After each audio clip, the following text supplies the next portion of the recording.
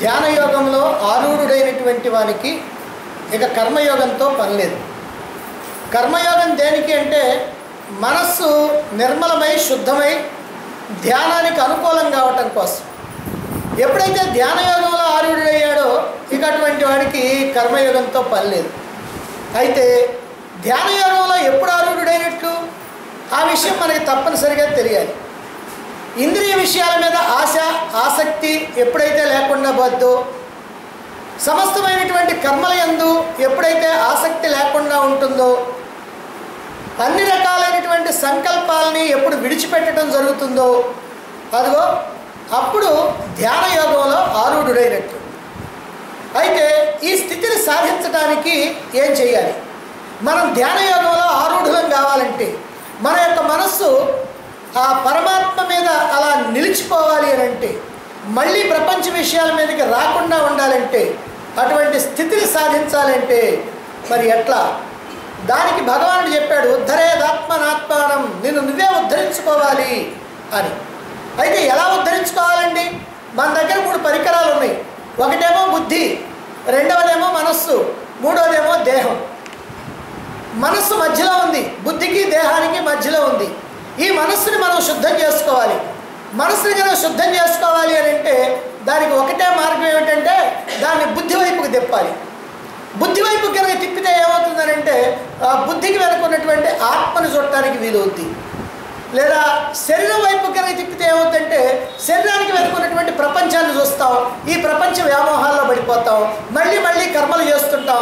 కర్మలు చేస్తే కర్మఫలాలు వస్తాయి, కర్మఫలాలు వస్తే మళ్ళీ జన్మలు వస్తాయి, జన్మలు వస్తే దుఃఖాలు ఉంటాయి, మళ్ళీ కర్మలు చేస్తూ ఉండాలా. ఇలా జనన మరణ చక్రంలో జన్మకర్మ వలయంలో ఇలా తిరుగుతూ ఉండాలి. కాబట్టి మన యొక్క మనస్సును శుద్ధం చేసుకొని మనం ధ్యాన యోగంలో ఆరుఢత్వాన్ని పొందాలి అని అంటే మనకి ఒక్కటే మార్గం, మన యొక్క మనస్సుని మనం బుద్ధి వైపుకి తిప్పాలి. దానితో మనస్సు శుద్ధమవుతుంది, నిర్మలమవుతుంది. సరే, బుద్ధి శుద్ధమైందండి, నిర్మలమైందండి అని అలా వదిలేయడానికి వీల్లేదు. రబ్బర్ ఉందనుకోండి, 2 చేతులతో పట్టుకొని సాగదీస్తాం బాగానే. సాగదీసామండి, జానదల్లా మోరైంది, ఇక పర్వాలేదు అనుకొని మనం వదిలేసామనుకోండి, ఏమంది మళ్ళీ జాన అవుతుంది.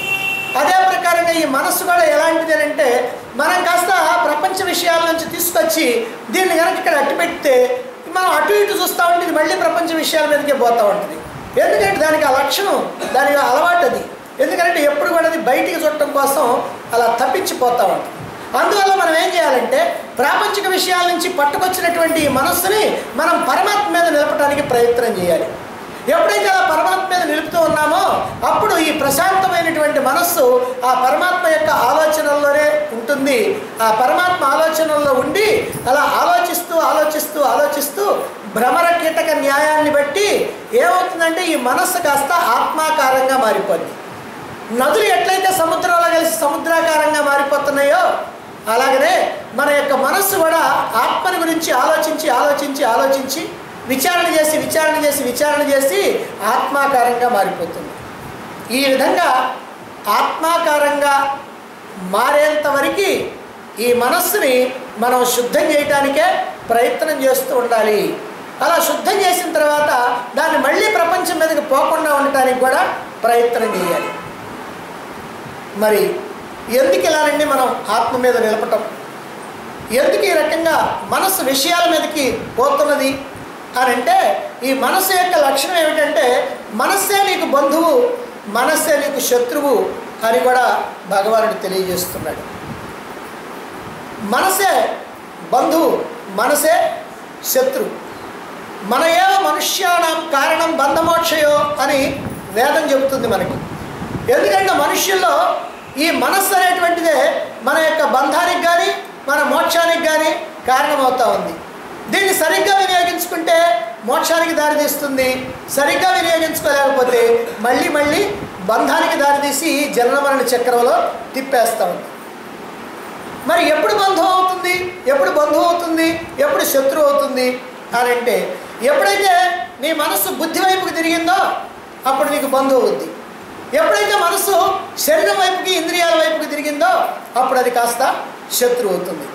మరి ఈ బంధువు శత్రువు అనేటువంటివి ఎప్పుడో ఎందుకో ఏమిటో ఆ విషయాన్ని తర్వాత శ్లోకంలో చెప్తున్నారు. 6వ శ్లోకం చూడండి. బంధురాత్మాత్మనస్తస్య ఏనాత్మైవాత్మనా జితః అనాత్మనస్తు శత్రుత్వే వర్తేతాత్మైవ శత్రువత్. ఏన ఎవరిలో అయితే ఆత్మయేవ ఆత్మనా జితః, ఎవరిలో అయితే మనస్సు జయింపబడుతుందో తస్య అతడిలో ఆత్మనః బంధువు, మనస్సే బంధువు. ఎవరిలో అయితే మనస్సు జయింపబడుతుందో వాళ్ళల్లో ఆ మనస్సు బంధువుగా పనిచేస్తూ ఉంటుంది, మిత్రుడిగా పనిచేస్తూ ఉంటుంది.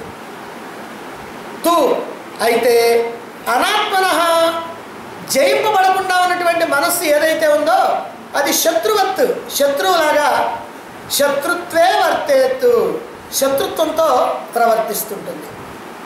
కాబట్టి ఎప్పుడైతే ఈ మనస్సు అనేటువంటిది జయింపబడిందో, ఎవరిలో అయితే జయింపబడిందో అది మిత్రుడవుద్ది, ఎవరిలో అయితే జయింపబడలేదో అది కాస్త శత్రువు అవుతుంది అని ఇక్కడ భగవానుడు మనస్సు ఎప్పుడు బంధువు ఎప్పుడు శత్రువు అనే విషయాన్ని ఇక్కడ చెప్తూ ఉన్నారు. సాధారణంగా ఉపకారం చేసినటువంటి వాళ్ళని మనం బంధువుగా మిత్రుడిగా పరిగణిస్తూ ఉంటాం. అలాగే ఎవరైనా కనుక మనకు అపకారం చేసినా, అపకారం చేస్తారేమోనని మనం భావించినా అతన్ని మనం శత్రువుగా చూస్తూ ఉంటాం. మరి ఇక్కడ మన మనస్సే బంధువు, మన మనస్సే శత్రువు అని చెబుతూ ఉన్నారు. అంటే మనకు నిజంగా మిత్రులు శత్రువులు బయట లేరు. మనకి అని అంటే ఈ దేహానికి కాదు, దేహానికైతే బయట ఉంటే ఉండొచ్చు. నిజంగా మనకి మాత్రం మిత్రులు శత్రువులు ఎక్కడున్నారంటే మన లోపలే ఉన్నారు. ఎవరయ్యారంటే మనస్సే. ఎలాగండి? మనసు కనుక జయింపబడితే, మన యొక్క స్వాధీనంలోకి వస్తే, మనం చెప్పినట్టు కనుక వింటే, కూర్చోమన్న చోట కనుక కూర్చుంటే, దాని మీదకి దీని మీదకి పరుగులు తీయకుండా కనుక ఉంటే, బుద్ధిమంతురాల్లా కనుక ఉంటే ఆ మనస్సే మనకి బంధువు, ఆ మనస్సే మనకి మిత్రుడు. ఎందుకనంటే అది మనకి ఉపకారం చేసేది కనుక. ఏంటయ్యా ఉపకారం?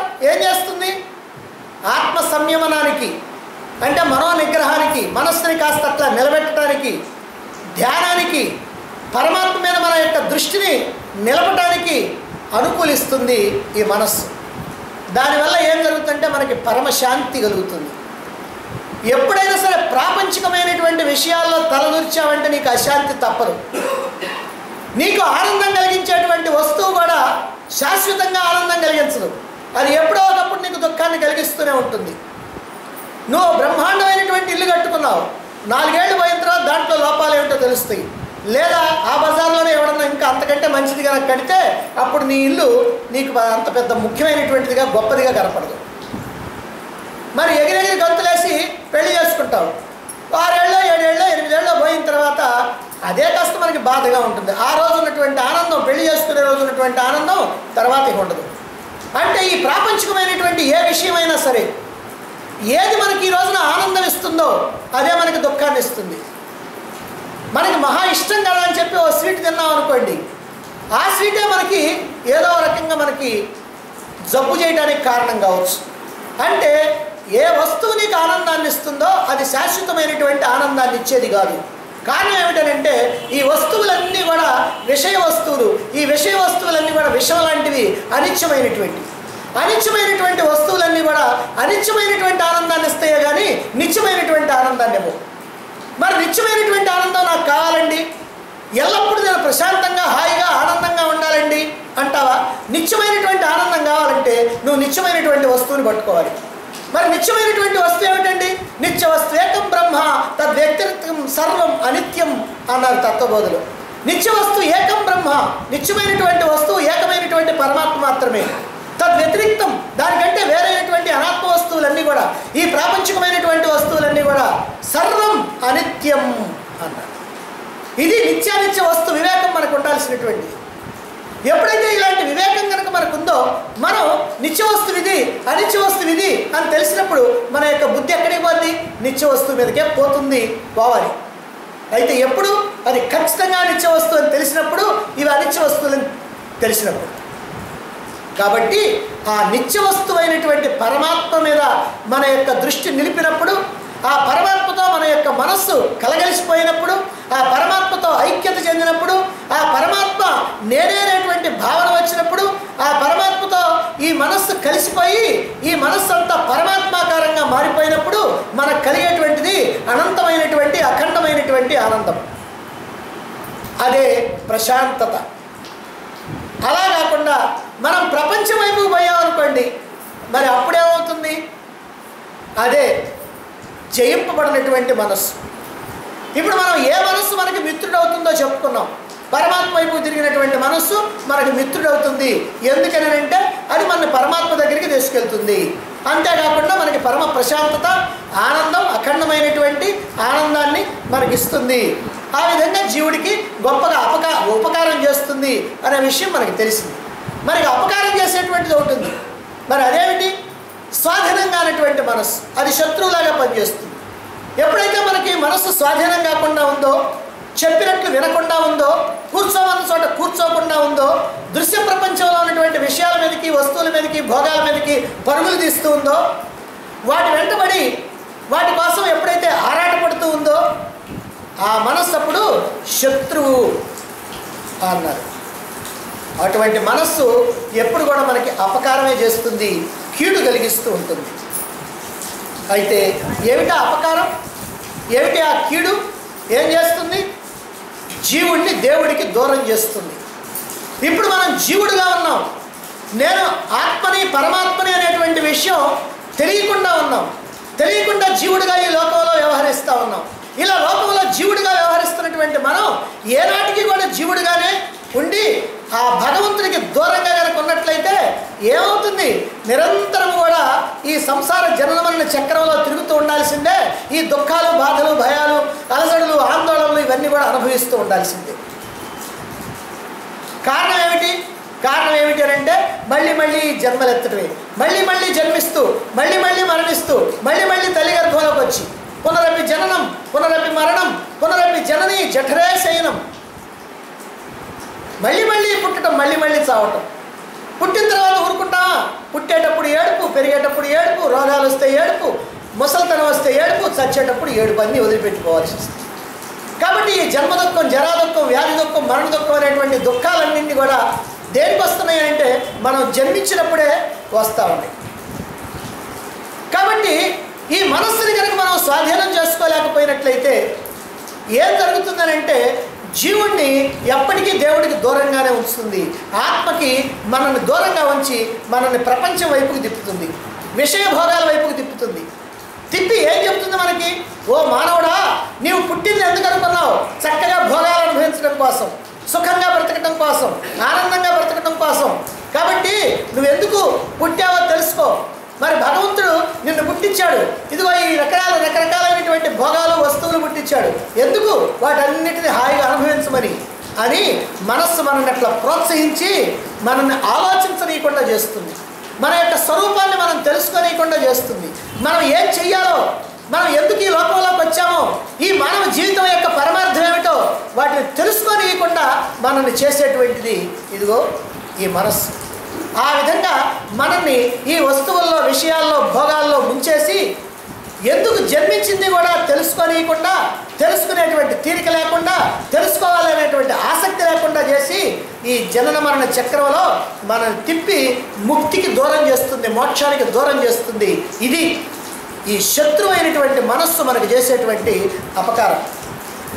అందుకే నీ మనస్సే నీకు మిత్రుడు, నీ మనస్సే నీకు శత్రువు అని ఇక్కడ చెప్పడం. ఈ విషయాన్నే శృతిలో, వేదాల్లో ఏం చెప్తున్నారు? మన ఏవ మనుష్యాణం కారణం బంధమోక్షయో అన్నారు.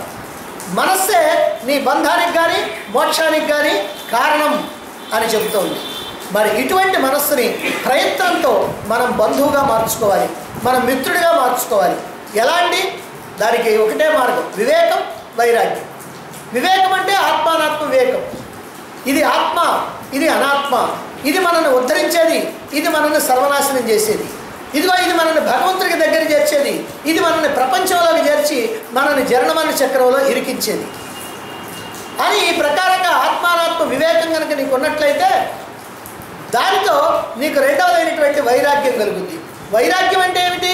విషయ వస్తువుల మీద ఆసక్తి లేకుండా పోవటం. విషయ వస్తువులన్నీ కూడా అనిత్యమైనటువంటివని తెలిసిన తర్వాత, అనాత్మ పదార్థాలను తెలిసిన తర్వాత ఇప్పుడు వాటి వైపుకు పోతావా? పోవు. కాబట్టి అలా పోకుండా ఉండటమే వైరాగ్యం. ఈ వివేకము వైరాగ్యం రెండు కనుక ఎప్పుడైతే ఉన్నాయి, వివేకం ద్వారా కలిగినటువంటి వైరాగ్యం అయితే, ఎందుకంటే వైరాగ్యాల్లో మళ్ళీ చాలా రకాలు ఉన్నాయి. పురాణ వైరాగ్యం, ప్రసూతి వైరాగ్యం, శ్మశాన వైరాగ్యం ఇవి ఉన్నాయి. ఈ ఎంతసేపు ఉంటాయంటే తాత్కాలికంగా కొద్దిసేపు కొద్ది కాలం మాత్రమే ఉంటాయి, ఆ తర్వాత మళ్ళీ మామూలుగానే అయిపోతాయి.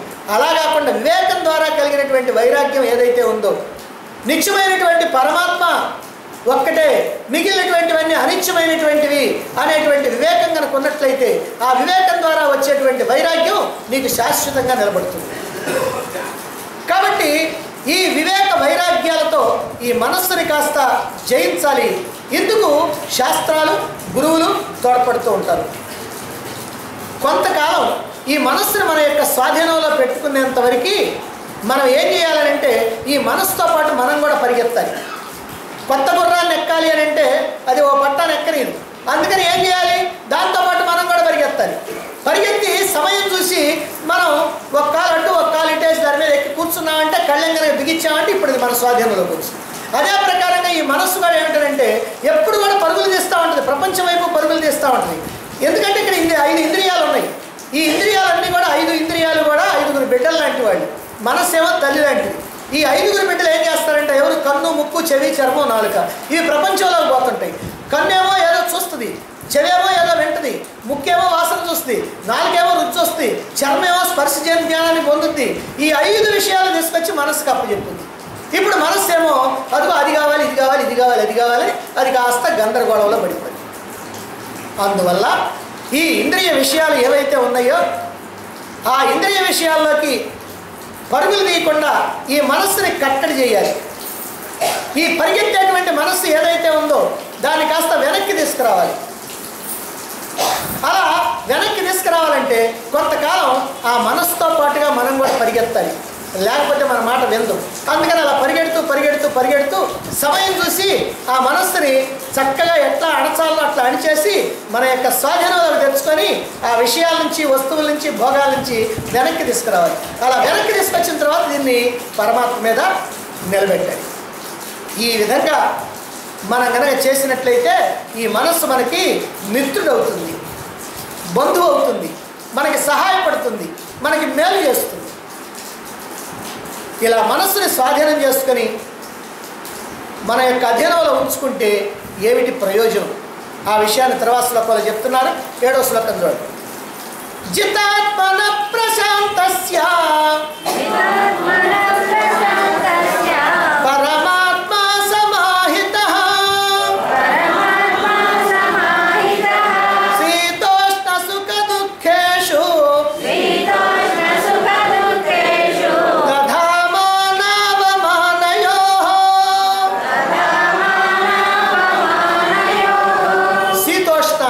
శీతోష్ణాల్లో, సుఖ దుఃఖేషు సుఖ దుఃఖాల్లో, తథా అదే ప్రకారంగా మానవమానయో సన్మానం అవమానం ఈ రెండింటిలో కూడా జితాత్మన మనస్సు స్వాధీనమై ప్రశాంతస్య ప్రశాంతంగా ఉన్నటువంటి వాడికి పరమాత్మ సమాహిత పరమాత్మ బాగా సన్నిహితంగా ఉంటాడు, పరమాత్మ దగ్గరగా ఉంటాడు. పరమాత్మ దగ్గరగా ఉండే సంగతి మనకి ఎట్లా తెలుస్తుందండి? పరమాత్మ మన కంటికి కనపడతాడా? కనపడడు, కానీ చక్కగా తెలుస్తుంది. ఎందుకనంటే ఆ పరమాత్మ ఎప్పుడైతే సన్నిహితంగా ఉన్నాడో ఆ పరమాత్మ యొక్క లక్షణాలు నీలో నుంచి వచ్చేస్తూ ఉంటాయి. ఆ లక్షణాలు ఎప్పుడైతే వచ్చేస్తూ ఉన్నాయో ఆటోమేటిక్గా నీకు వాక్కు శుద్ధి అవుద్ది. ముందు అంటే నీ నోటితో ఏదైతే పలుకుతావో ఆ పలుకు సత్యం అవుతూ ఉంటుంది. అదే ప్రకారంగా అనేకమైనటువంటి విషయాల్లో నీకు ఏ రకమైనటువంటి ప్రాపంచికమైనటువంటి బంధాలతో సంబంధం లేకుండా అదిగో ఆ పరమాత్మతో సంబంధం ఏర్పడతాం. ఇదంతా కూడా అనుభవైక వేద్యం. అని అంటే మన యొక్క అనుభవంలోనే మనకు అర్థమయ్యేటువంటి విషయం. మరి ఇక్కడ ఏం చెప్తున్నారు? ఎవరైతే ఈ మనస్సుని స్వాధీనంలోకి తెచ్చుకుంటారో అదిగో అటువంటి వాళ్ళ ప్రయోజనం చెప్తున్నారు. శీతోష్టాలు, సుఖదుఖాలు, మానవమానాలు ఏవైతే ఉన్నాయో ఇవి అన్ని విషయాల్లో కూడా మనస్సుని కనుక ఎప్పుడైతే నువ్వు స్వాధీనంలో పెట్టుకున్నావో, జితాత్మనః మనస్సుని స్వాధీనంలో పెట్టుకున్నావో అప్పుడు నీకు ప్రశాంతత ఏర్పడుతుంది. ఈ ప్రశాంతత కారణంగా పరమాత్మ నీకు సన్నిహితంగా వస్తాడు. సమాహిత, పరమాత్మ ఎప్పుడు కూడా నీకు సన్నిహితంగా ఉంటాడు. మనస్సు దేహేంద్రియాల వెంటబడి ఈ ప్రపంచంలో ఉన్నటువంటి విషయాల వైపు, భోగాల వైపు పరుగులు తీస్తూ ఉంటే మనస్సు మన స్వాధీనంలో ఉండదు. అలా కాకుండా మనస్సు విషయభోగాలను చింతించినప్పుడు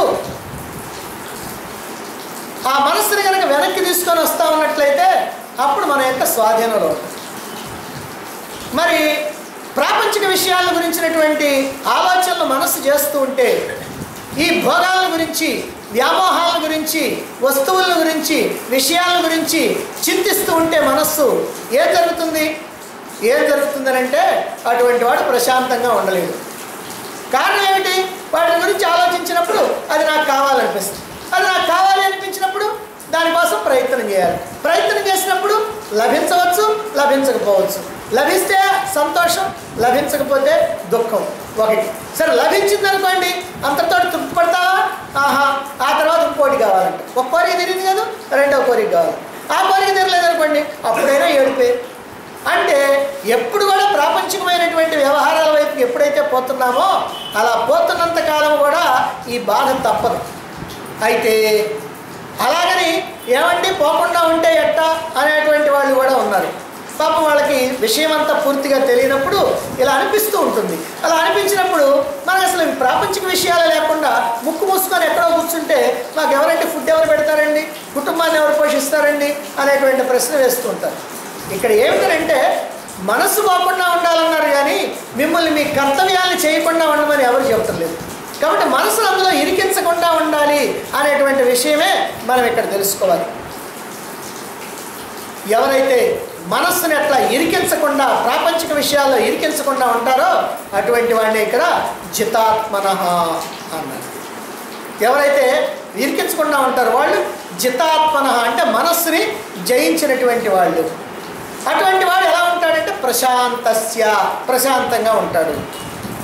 ఎందుకండి? ఎప్పుడైతే మనస్సుని కాస్త నువ్వు జయించావో ఇక నీకు అంతా ప్రశాంతతే. మనస్సుని జయించడం అంటే ప్రాపంచిక విషయాల మీదకి పోకుండా ఉంది. ప్రాపంచిక విషయాల మీదకి పోకుండా ఉంటే మనసు ప్రశాంతంగా ఉంటే ఇక ఇప్పుడు నీకు అశాంతి ఎందుకు కలుగుద్ది? అటు పోయినప్పుడు కలు అశాంతి, అటు పోకుండా ఉంటే అశాంతి ఎంత కలుగుద్ది? అందుకని అప్పుడు ప్రశాంతత. కాబట్టి విషయభోగాలను చింతించినప్పుడే కోరికలు కలుగుతాయి. కోరికలు కలిగితేనే తీర్చుకోవాలని ఆలోచన వస్తుంది. ఆ ఆలోచన వచ్చినప్పుడు తీర్చుకోగలమా, తీర్చుకోలేమా అనే ఆలోచన వచ్చినా ఇబ్బంది. తీర్చుకోవడానికి ప్రయత్నం చేసి తీరకపోయినా ఇబ్బంది.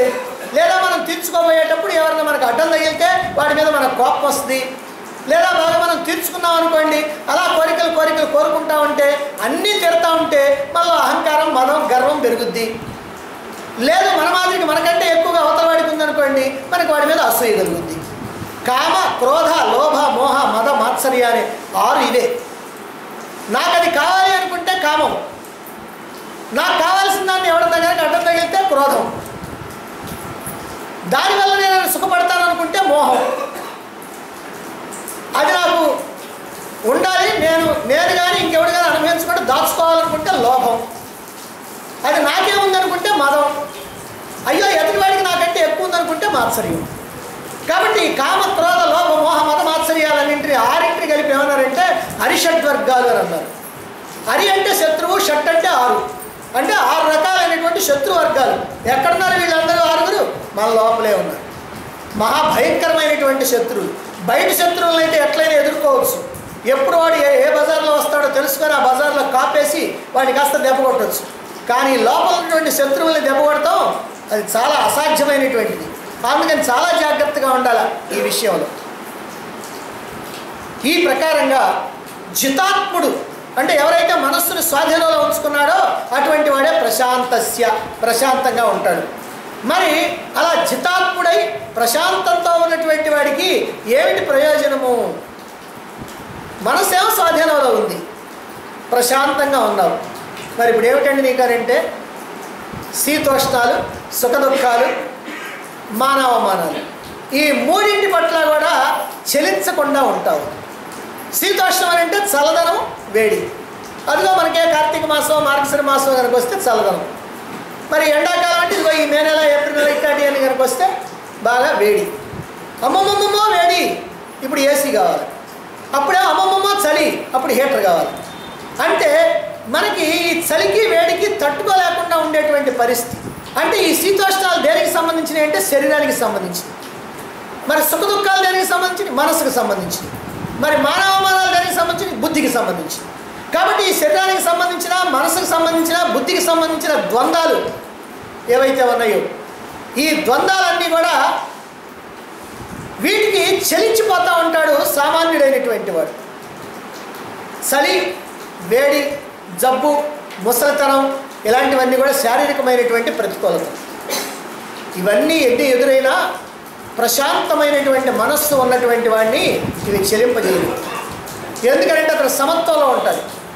అలాగే మనస్సులో కలిగేటువంటి సుఖ దుఃఖాలు ఉన్నాయి, అప్పుడు కూడా సమత్వాన్ని కలిగి ఉంటాడు. ఎందుకని? సామాన్యుడి కనుకైతే సుఖ దుఃఖాలు కలిగినప్పుడు చలించిపోతాడు.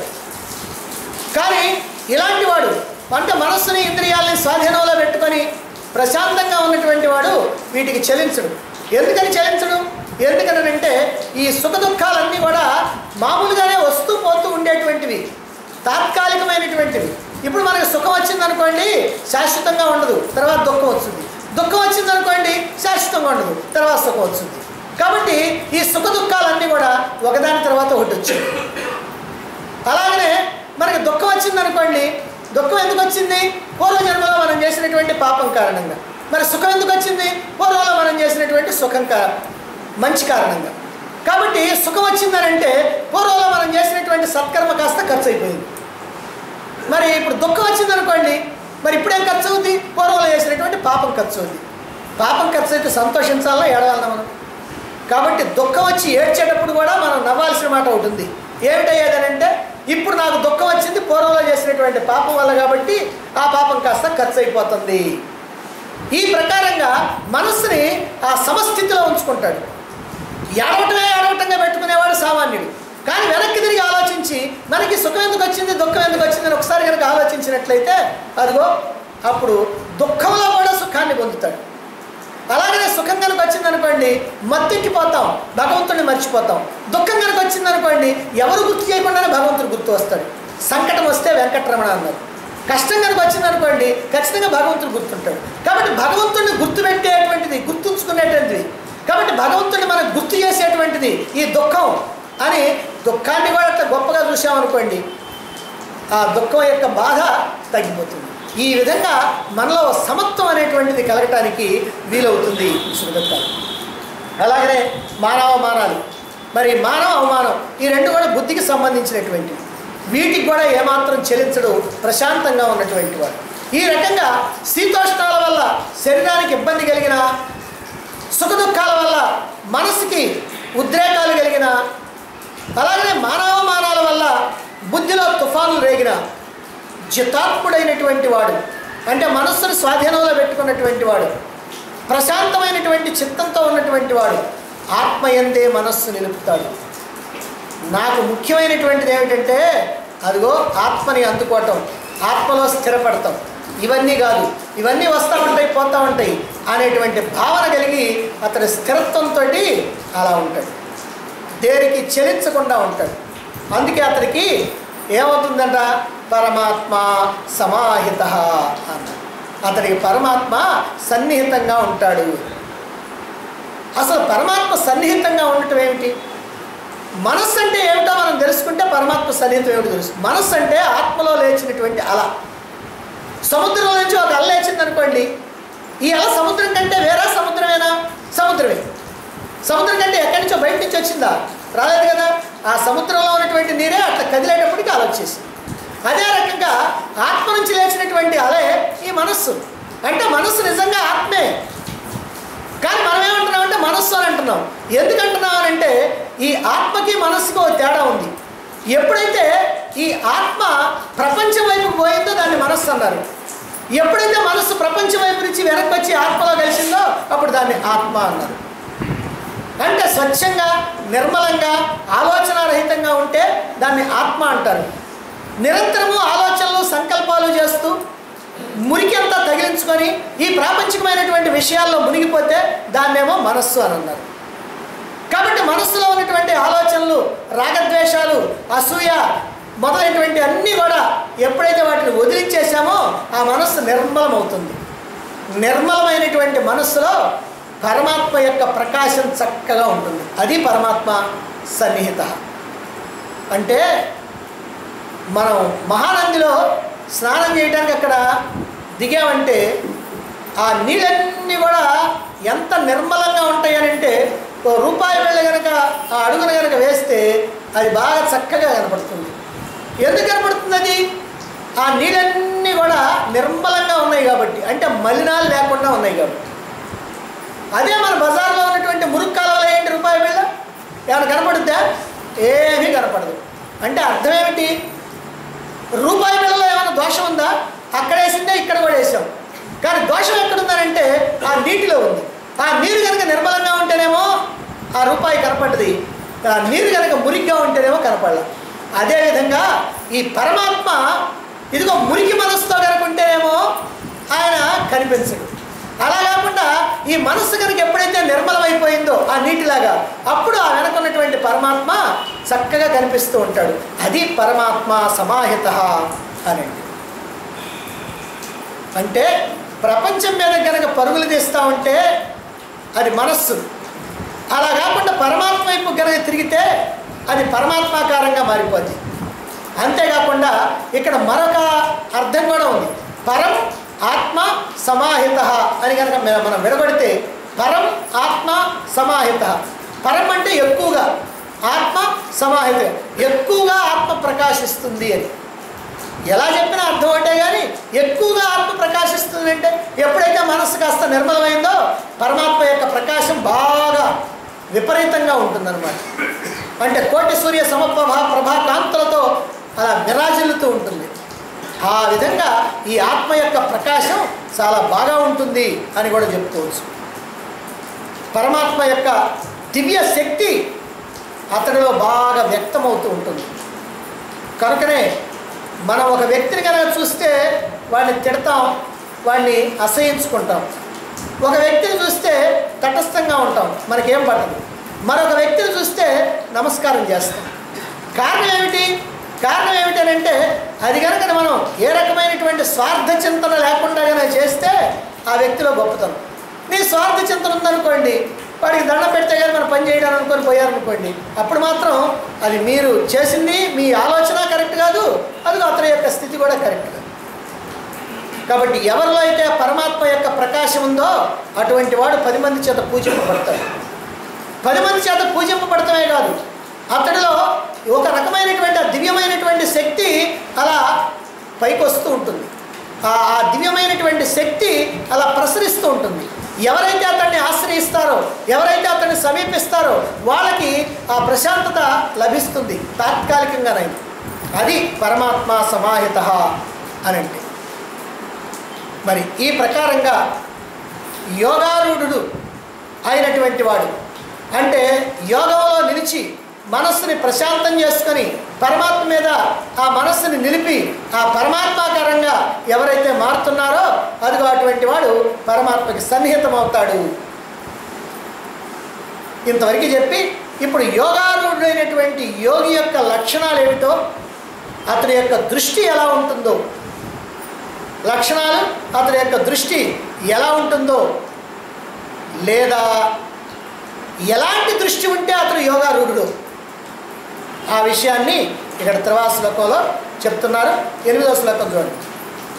జ్ఞాన విజ్ఞాన తృప్తాత్మ కూటస్థో విజితేంద్రియః యుక్త ఇత్యుచ్యతే యోగి సమలోష్టాస్మ కాంచన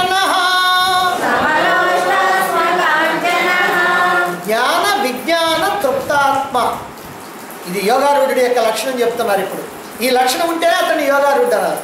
జ్ఞాన విజ్ఞాన తృప్తాత్మ, జ్ఞానంతో విజ్ఞానంతో తృప్తి చెందుతూ ఉంటాడట అతను. అది ఉంటే చాలు. సామాన్యంగా మనకు లోకంలో ఏమిటంటే బాగా డబ్బు ఉంటే తృప్తి చెందేవాళ్ళు కొంతమంది, పదవి ఉంటే తృప్తి చెందేవాళ్ళు కొంతమంది, ఇల్లు వాకి బ్రహ్మాండంగా ఉంటే తృప్తి చెందేవాళ్ళు కొంతమంది, కీర్తి ప్రతిష్టలు బాగా ఉంటే తృప్తి చెందేవాళ్ళు కొంతమంది. ఇలా చాలా రకాలైనటువంటి వస్తువులతోటి తృప్తి చెందుతూ ఉంటారు. అయితే ఆ తృప్తి అంతా కూడా కొంతకాలమే.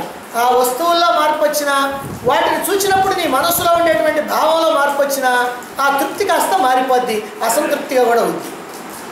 కానీ ఇక్కడ చెప్పినటువంటి యోగారూఢుడి యొక్క స్థితి ఏమిటంటే జ్ఞాన విజ్ఞాన తృప్తాత్మ.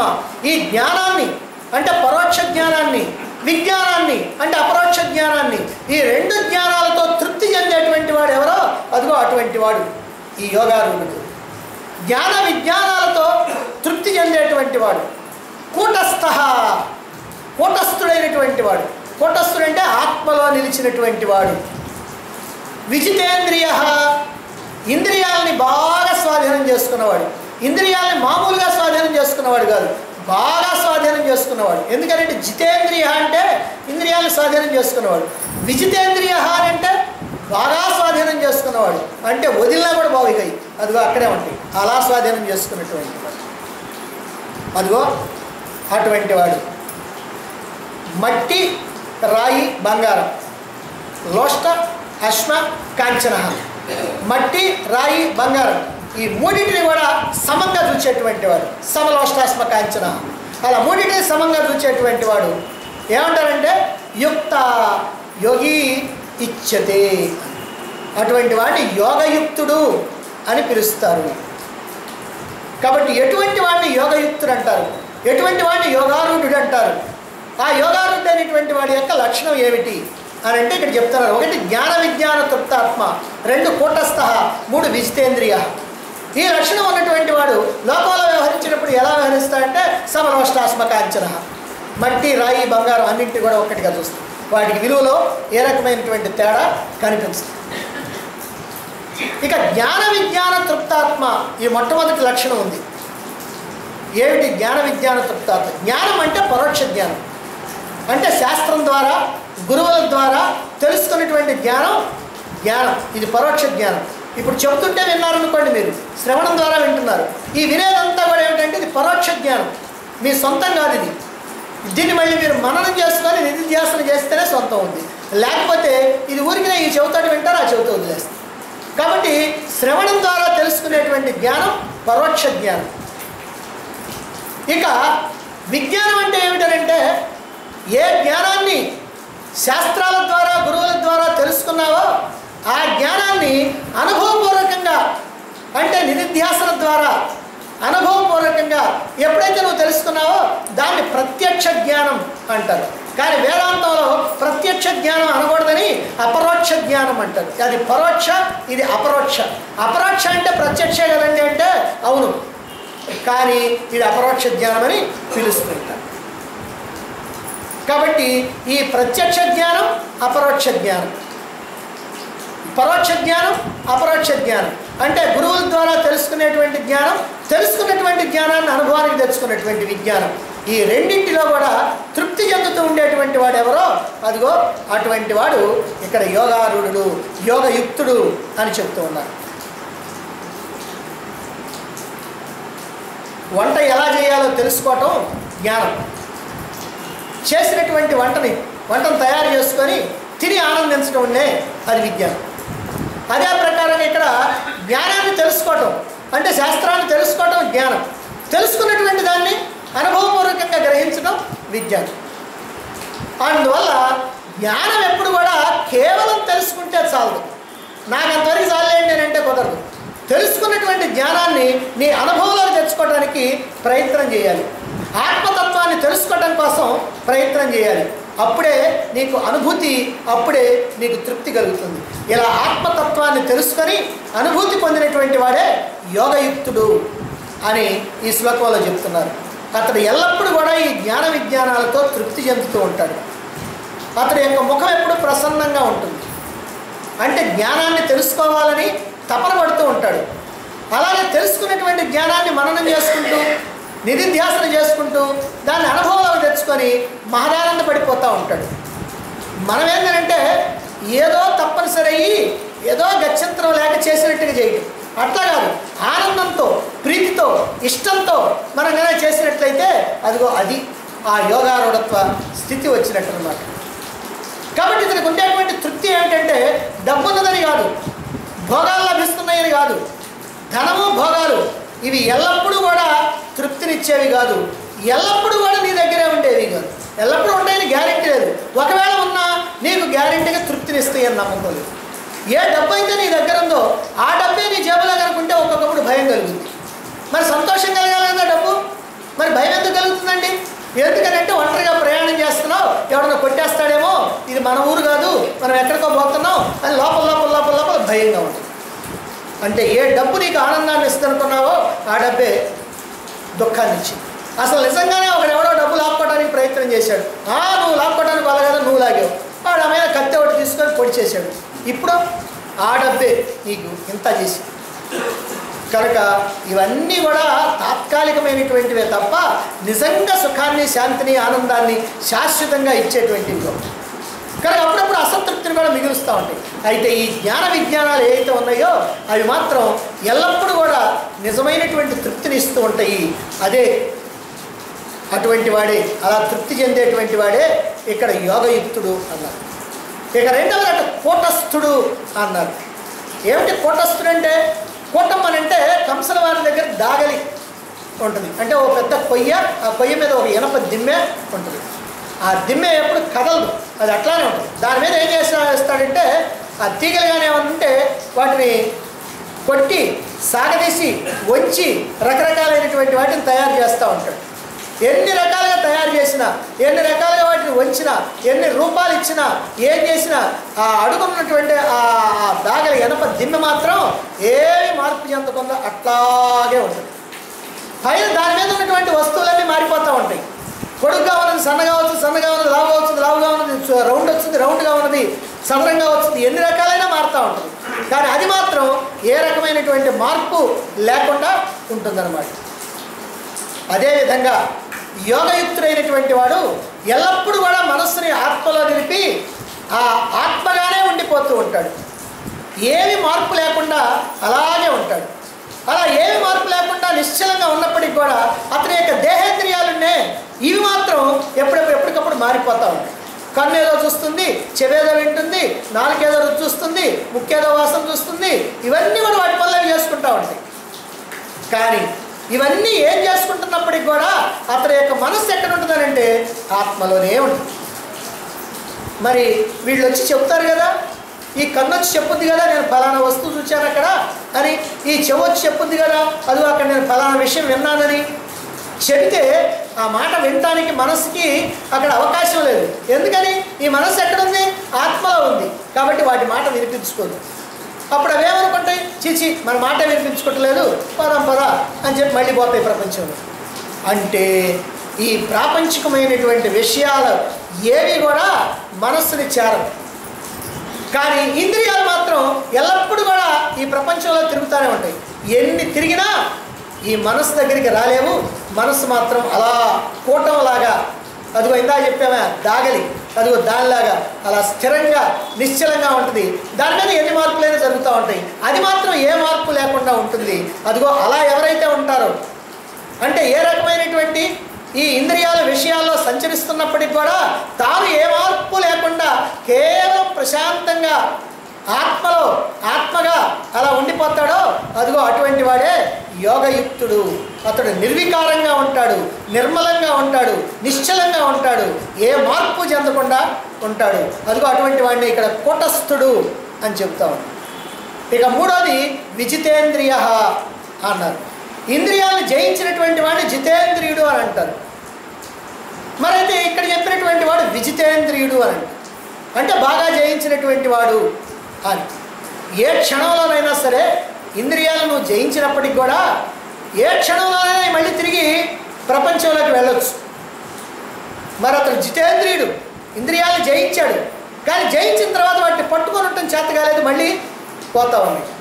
కానీ విజితేంద్రియుడు అలాంటి వాడు కాదు. ఎలాంటి వాడంటే వాటిని వదిలినా కూడా ఎక్కడికి పోవు, ఇక అది అక్కడే ఉంటాయి. అంటే అంత గట్టి పట్టు అన్నమాట. ఇప్పుడు కొంతమంది ఉంటారు తమ పిల్లల్ని వాళ్ళ యొక్క పట్టులో పెంచాలనుకుంటారు, గీచిన గీటు దాటకుండా ఉండాలనుకుంటారు, అలా పెంచుతారు. అలా పెంచి కొన్నాళ్ళు పెంచిన తర్వాత ఎప్పుడో వస్తుంది దాని టైము, వచ్చిన తర్వాత గీటు దాటడం కాదు ఈయన్ని దాటిస్తారు. అయితే అలా కాకుండా స్వేచ్ఛగా వదిలేటువంటి వాళ్ళు కొంతమంది ఉంటారు. వాళ్ళు ఏంటంటే ఆ బిడ్డలకి కావాల్సినటువంటి జ్ఞానాన్ని అందిస్తారు, వాళ్ళకి చెప్పాల్సినటువంటి మాటలు చెప్తారు, వాళ్ళని ఆ రకమైనటువంటి పరిస్థితులు తయారు చేస్తారు. ఇప్పుడు వాళ్ళ దేశం మీదకి వదిలినా సరే వాళ్ళు మాత్రం ఏమీ లేదు, ఆ తండ్రి యొక్క మాట కోసమే ఎదురు చూస్తూ ఉంటారు. ఇలా రెండు రకాలైనటువంటి మానవులు లోకంలో ఎట్లయితే ఉంటారో అట్టే జితేంద్రియ విజితేంద్రియ అని అంటే ఇదన్నమాట. అంటే కేవలం ఇంద్రియాలను జయించి పట్టుబట్టి కూర్చుంటే ఎంతసేపు నువ్వు ఏ క్షణంలో అయితే వాటి పక్కకు చూడవో అవి మళ్ళీ పెరిగెత్తాయి. అలా కాకుండా వాటికి నచ్చజెప్పి చేయవలసిన పద్ధతి చేసి ఈ వాటికి అందుబాటులో లేకుండా మనసుని కనుక ఆత్మలో కనుక ఉంచినట్లయితే ఇక అప్పుడు ఎటు తిరిగినా సరే ఆయనకి ఏం పర్వాలేదు. కాబట్టి ఇక్కడ విజితేంద్రియ అని అన్నారు. అంటే ఇంద్రియాలను విడిచినప్పటికీ కూడా అవి ఇతన్ని ఏ రకంగానూ దారి తప్పించేవి కావు. ఎందుకనంటే అతను మనసు అనేటువంటి తాడు యొక్క ఒక కొసని ఆత్మకి తగిలించాడు. మనసు అనేటువంటి ఒక తాడు యొక్క కొసని ఆత్మకి తగిలించాడు. తగిలించినప్పటికల్లా ఈ రెండో కొస ఉందే, ఈ రెండో కొస ఇంద్రియాలకి ఎప్పుడు ఉంటూనే ఉంటుంది. అది ఏముంది, ఆ ఆత్మ చుట్టూ తిరగాలి. ఇప్పుడు మనం ఏదైనా ఒక గొడ్డును తీసుకొచ్చి అదిగో దానికి కట్టేసాం, స్తంభానికి కట్టేసాం, ఎంత తాడుందో అంతవరకు తిరుగుద్దే కానీ అంతకంటే ఇంకో మూర అవతలకి పోద్దా పోదు. అదే ప్రకారంగా ఈ మనస్సు అనేటువంటి తాడుని అదిగో పరమాత్మ అనేటువంటి స్తంభానికి కనుక కట్టేస్తే ఈ ఇంద్రియాలన్నీ కూడా ఎంతవరకు తిరుగుతాయనంటే అదిగో ఆ తాడునంతవరకే తిరుగుతాయి, ఇక అంతకంటే అవతలికి పోవటానికి వీలు. అందుకే అతన్ని విజితేంద్రియుడు అన్నాడు. ఇలా జ్ఞాన విజ్ఞానాలతో తృప్తి చెందుతూ ఏమాత్రం చలించకుండా స్థిరంగా ఉంటూ విజితేంద్రియుడు అంటే ఇంద్రియాలను బాగా జయించినటువంటి వాడై ఉంటే అతని యొక్క దృష్టి ఎలా ఉంటుంది ఈ లోకంలో అనే విషయం తెలియజేస్తున్నారు. ఎలా ఉంటుందట, సమలోష్టాస్మకాంచన అన్నారు. మట్టి, రాయి, బంగారం వీటిని సమంగా చూస్తాడు. ఇది ఎలా సాధ్యమంది? వాడు పిచ్చోడైతే చూస్తాడు కానీ తెలియగలడు, మనలాగా తెలియగలడు చూస్తాడండి అని మనకి ఖచ్చితమైన డౌట్ కాదు, మనకి బాగా గట్టి నమ్మకమే. ఎవడంటే పిచ్చోడు, ఒకవేళ నీకు మూడు సమానంగా ఉంటే బంగారం నాకు ఇచ్చే రాళ్ళు వీళ్ళు మొత్తం వేసుకొని పోవయ్యా అని మనం చెబుతాం. కానీ ఇది యథార్థం. ఎందుకని అంటే రాత్రి మన కల్లో బాగా బంగారం మూటలు కనిపించినాయి, మనం ఎక్కడికో వెళ్తా ఉన్నాం, బంగారం మూటలు కనిపించి అవన్నీ తీసుకొచ్చి మనతో పాటు ఇంకా కొంతమంది ఉన్నారు, వాళ్ళు కూడా ఎత్తుకున్నంత వరకు ఎత్తుకున్నారు, మనం కూడా బాగానే బరువు మొయ్యలేనంత బరువు ఎత్తుకొని బాగా 4 బస్తాలు అయితే తీసుకొచ్చి మన బీరువాలో పెట్టేసి తాళం వేసి తాళం చేయి కాస్త తల కింద పెట్టుకొని హాయిగా పడుకున్నాం. ఇదంతా కల్లో.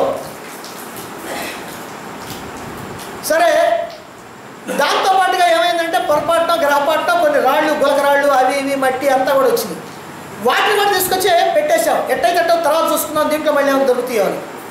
సరే, తెల్లారి పొద్దున మెలకు వచ్చిన తర్వాత ఇప్పుడు రాత్రి మనం దాచుకున్నటువంటి బంగారం కోసం చూస్తావా? రాత్రి దాచుకున్నటువంటి బంగారం కానీ మట్టి కానీ వెండి కానీ ఏవైనా సరే ఇప్పుడు నీకు ఒకే విలువ ఉన్నాయా? దాంట్లో ఏమైనా విలువల్లో తేడా ఉన్నాయా? ఇప్పుడు ఒకే విలువ ఉంది, ఇప్పుడు మాత్రం ఒకే విలువ, కానీ రాత్రి కల్లో మాత్రం తేడా ఉంది. కాబట్టి స్వప్నంలో ఉన్నప్పుడు తేడా ఉంది, మేలుకున్న తర్వాత మాత్రం నీకు ఏం తేడా లేదు, అన్నీ ఒకటి. అలాగే ఇప్పుడు మేలుకొన్నటువంటి జాగ్రత్త అవస్థలో ఇప్పుడు తేడాలు ఉన్నాయి. మరి జాగ్రత్త అవస్థల నుంచి మనం జ్ఞానావస్థలోకి పోతే, ఈ మనసు కాస్త ఆత్మలో ఉండి ఆత్మస్థితిలోకి పోతే, ఈ జీవభావాన్ని వదిలిపెట్టిపోతే, ఈ జీవభావాన్ని వదిలిపెట్టి ఆత్మస్థితిలో కనుక మనం ఉంటే ఇప్పుడు మరి జాగ్రత్త అవస్థలో ఉన్నటువంటి తేడాలు అప్పుడు మళ్ళీ ఉంటాయా? ఉండవు. స్వప్నంలో ఉన్నటువంటి తేడా జాగ్రత్తలో లేదు, జాగ్రత్తలో ఉన్నటువంటి తేడా జ్ఞానంలో లేదు. కాబట్టి మనం జ్ఞానస్థితిలో కనుక ఉంటే ఈ తేడాలే ఉండవు. అందుకని జ్ఞాని అయినటువంటి వాడు అన్నింటినీ ఒకటిగా చూస్తాడు. సంత్ కబీర్ దాసు తన కుమారుడైనటువంటి కమాల్ దాస్తో కలిసి ఓసారి అలా వెళుతూ ఉన్నాడు, పొరుగురికి వెళ్తూ ఉన్నాడు. అలా వెళుతూ ఉంటే ముందు పోతున్నటువంటి కబీర్ దాస్ అంటే ఇద్దరు వైరాగ్యం కలిగినటువంటి వాళ్ళే, ఏదో బంగారపు వస్తువు పడింది దారిలో. పడేటప్పటికి వెనక్కి కొడుకు వస్తున్నాడు కదా, వాడి మనసు ఏమైనా మారుద్దామని చెప్పి దాన్ని కాస్త కాలుతోటి తొక్కి ఆ పక్కన్నటువంటి మట్టి కాస్త దాని మీద కప్పేసి ముందుకు వెళ్తున్నాడు. ఇదంతా చూస్తున్నాడు వెనకున్నటువంటి కొడుకు. చూసి ఆయన కూడా మామూలుగానే వెనకాలే వచ్చేసాడు. కొంత దూరం పోయిన తర్వాత తండ్రిని అడిగాడు, నాన్న అక్కడ ఏం చేసావు నువ్వు అన్నాడు.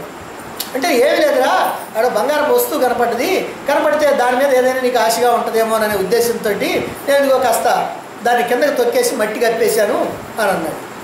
అహో, అంటే నీలో అలాంటి ఆలోచన కూడా ఉందన్నమాట అని అన్నాడు. దాంతో తలకాయ ఉంచుకున్నాడు కబీర్ దాస్. ఎందుకనంటే అది బంగారం అనేటువంటి విషయమైనా తెలిసింది కబీర్ దాస్కి.